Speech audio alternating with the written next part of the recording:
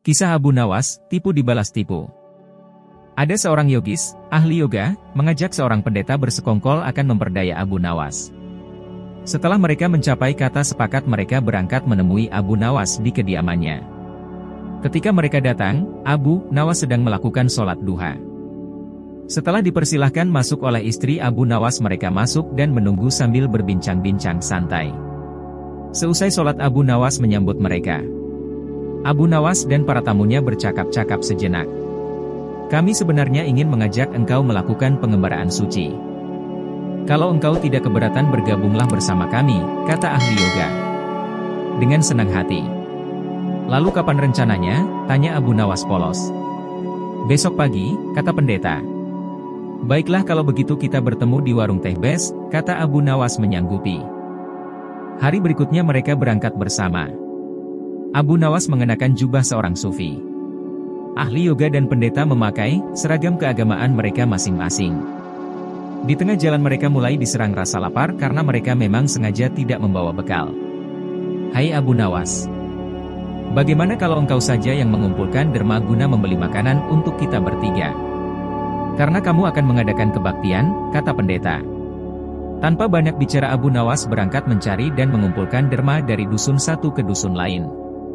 Setelah derma terkumpul, Abu Nawas membeli makanan yang cukup untuk 3 orang. Abu Nawas kembali ke pendeta dan ahli yoga dengan membawa makanan karena sudah tak sanggup menahan rasa lapar. Abu Nawas berkata kepada mereka, "Men, segera kita bagi makanan, ini sekarang juga," kata Abu Nawas. "Jangan, sekarang kami sedang berpuasa," kata ahli yoga. "Tetapi aku hanya menginginkan bagianku saja, sedangkan bagian kalian terserah pada kalian," kata Abu Nawas menawarkan jalan keluar. "Aku tidak setuju. Kita harus seiring seirarna dalam berbuat apapun," kata pendeta. "Betui aku pun tidak setuju karena waktu makanku besok pagi aku baru akan berbuka," kata ahli yoga.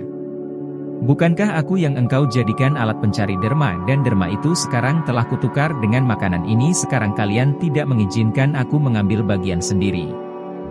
Itu tidak masuk akal," kata Abu Nawas mulai merasa jengkel. Namun begitu pendeta dan ahli yoga tetap bersikeras tidak mengizinkan. Abu Nawas mengambil bagian yang menjahaknya. Abu Nawas penasaran. Ia mencoba sekali lagi meyakinkan kawan-kawannya agar mengizinkan ia memakan bagiannya. Tetapi mereka tetap saja menolak. Abu Nawas benar-benar merasa jengkel dan marah. Namun Abu Nawas tidak memperlihatkan sedikitpun kejengkelan dan kemarahannya. "Bagaimana kalau kita mengadakan perjanjian?" kata pendeta kepada Abu Nawas. "Perjanjian apa?" tanya Abu Nawas. "Kita adakan lomba. Barang siapa di antara kita bermimpi paling indah maka ia akan mendapat bagian yang terbanyak, yang kedua lebih sedikit, dan yang terburuk akan mendapat paling sedikit," pendeta itu menjelaskan. Abu Nawas setuju. La tidak memberi komentar apa-apa. Malam semakin larut. Embun mulai turun ke bumi. Pendeta dan ahli yoga mengantuk dan tidur.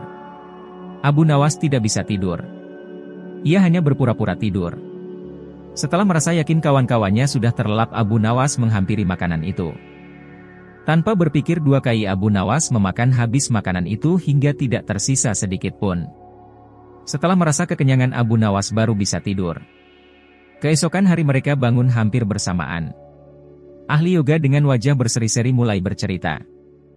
"Tadi malam aku bermimpi memasuki sebuah taman yang mirip sekali dengan nirvana.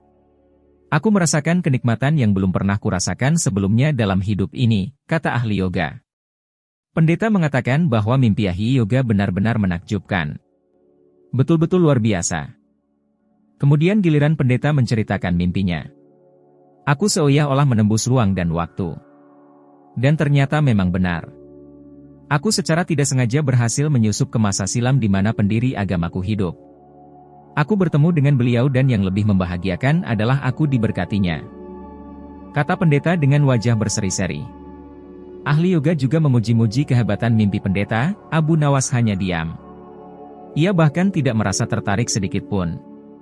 Karena Abu Nawas belum juga buka mulut. Pendeta Ahli Yoga MUA tidak sabar untuk tidak menanyakan mimpi Abu Nawas. "Kalian tentu tahu Nabi Daud alaihi salam.